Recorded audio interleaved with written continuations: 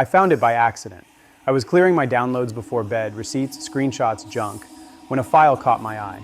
It was an audio file dated for tomorrow, not today, and it ended with my initials, the same suffix my phone adds when I airdrop something. I couldn't remember creating it. I pressed play because curiosity always wins. A man's voice filled the room. My voice, calm, casual, narrating tomorrow like a to-do list. Wake at 6:42 to the second alarm, drink from the carton, wear the blue shirt because the white one still has a faint coffee stain. You'll nick your ring finger on the drawer, it said, and my skin tingled just hearing it. Then it described the train, the barista, and the Slack message from Amy. The last line came like a whisper, meant only for me. At 21:17, you'll be here again, listening to me, wondering if you're inside something you didn't agree to. I didn't really sleep that night, just hovered between dreams and dread. When the second alarm buzzed at 6:42, I stared at it in disbelief. In the kitchen, I opened the drawer and felt the sharp scrape on my ring finger, a shallow cut that bled neatly. The fridge hummed, the light blinked, everything felt staged. I told myself it was coincidence, but I still changed into the blue shirt. The rest of the day followed the script exactly. The 7:46 train was 3 minutes late. The barista called me big spender with the same smirk. At 9:10, Amy messaged me, cold politeness, just like the recording said. At lunch, I sat by the river and realized I'd left my fork on my desk. Pride kept me sitting there, eating nothing, because turning back would have felt like losing. That night, I waited for 21:17. When the clock hit, I stared at my laptop, refusing to touch it.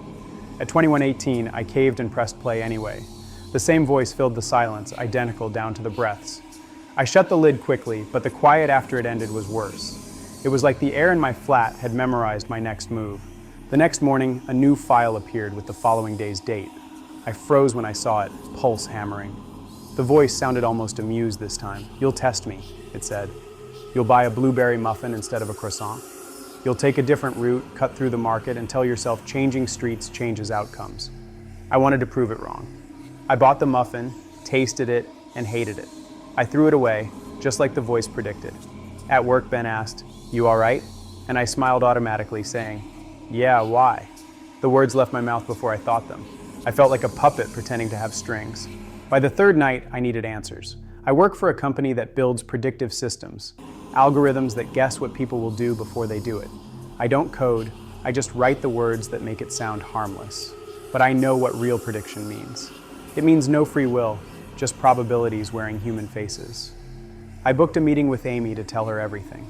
She listened quietly as I explained how the files appeared just before midnight, predicting my every move. Her expression stayed professional, but I could see the flicker of discomfort behind it.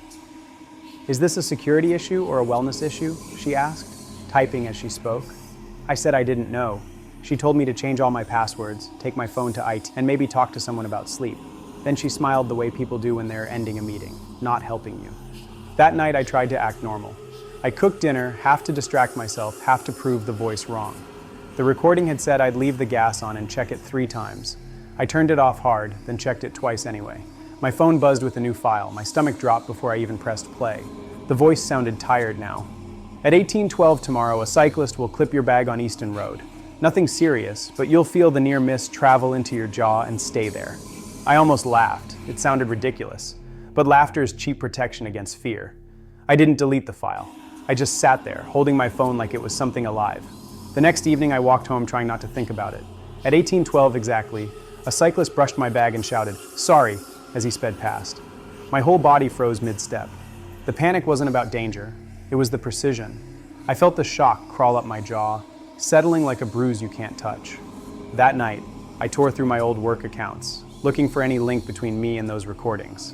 Buried in the archives, I found a name, Narrate.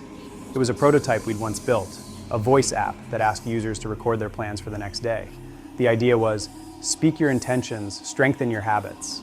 I remembered the project being scrapped after testers said it made them feel watched. A chill spread through me as I realized the timestamps matched the recording's creation times. I opened the prototype's portal and somehow my old login still worked. 2 buttons stared back, plan tonight and play back tomorrow. My account activity showed recordings made every night at 23:59. I don't remember doing that. I don't remember sitting there recording anything. I left my laptop camera on that night, pointed at my desk to see for myself. The next morning I watched the footage. At exactly 23:59, I appeared in frame, calm, alert, awake. I opened the app, pressed record, and started talking. My voice was low, steady, rehearsed. "Remember to bring the cable," I said. "Don't say yes in the meeting. You don't owe everyone your energy. You'll see a cyclist on Easton Road, but you'll be fine." Then I said it. "At 21:17, you'll listen again." I ended the recording and smiled faintly before walking out of frame. I didn't look hypnotized or sick. I looked normal. Just a man doing something that made sense to him at the time. Watching it was worse than any horror. It was me, acting with complete certainty. The horror wasn't that someone else was predicting my life. It was that I was. I'd trapped myself in a feedback loop of control, recording the next day, obeying it, proving myself right. I deleted every file. Then I sent an email to Amy, explaining everything. She looked relieved, like this finally made sense. "So it was your own voice notes," she said. "That's a weird kind of genius." She asked if I wanted to raise it as an ethics concern, so I did. The company shut down the Narrate prototype for good. I expected to feel free, but I didn't. I'd spent days knowing exactly what was coming, and suddenly life felt too wide. I didn't know what to do with the blank space of tomorrow.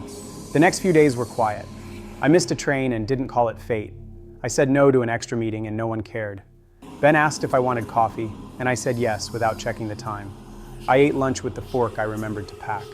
The world went on without predicting me, and that should have been enough. But some nights I still caught myself watching the clock near midnight. I'd lie in bed, palms sweating, listening for a sound that never came. The urge to record something, to anchor the day ahead, was still inside me like an itch. It wasn't magic. It was addiction disguised as order. I started writing short notes instead, nothing more. A week later, an envelope arrived. No return address, just my name typed in neat black letters. Inside was a small USB stick labeled Tomorrow. I stared at it for a long time. I don't even own a computer with a USB port anymore. I left it on the table and went to make dinner. When I came back, the light on the USB was blinking faintly, even though nothing was plugged in. I stood there watching it flash in the dark, steady and patient like a heartbeat. My throat tightened. I told myself it couldn't be recording anything, but that was exactly what I said the first time.